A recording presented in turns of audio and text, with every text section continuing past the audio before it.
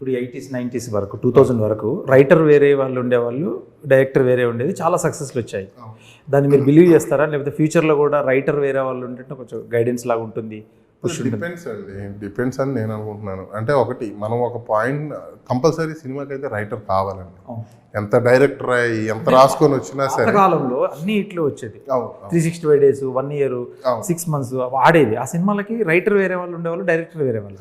అంటే అండి ఇప్పుడు డైరెక్టర్ రాసుకోవడంలో తప్పులేదు అండ్ కాదు అని అనట్లేదు, కానీ ఎప్పుడైనా సరే ఒక డైరెక్టర్కి ఒక రైటర్ సపోర్ట్ ఉంది అని అంటే హ్యూమన్ యాడ్ అవ్వడం వల్ల అది ఏదైనా కావచ్చు అండి. ఇంకొక యాడ్ అయిన తర్వాత వన్స్ అది యాడ్ అయిన తర్వాత ఏమవుతుంది అంటే, నేను ఇప్పుడు ఒక కథను నమ్ముకొని నేనే నడుచుకుంటూ వెళ్తున్నాను అనుకోండి, నా పాయింట్ ఆఫ్ వ్యూలో ఉంటుంది.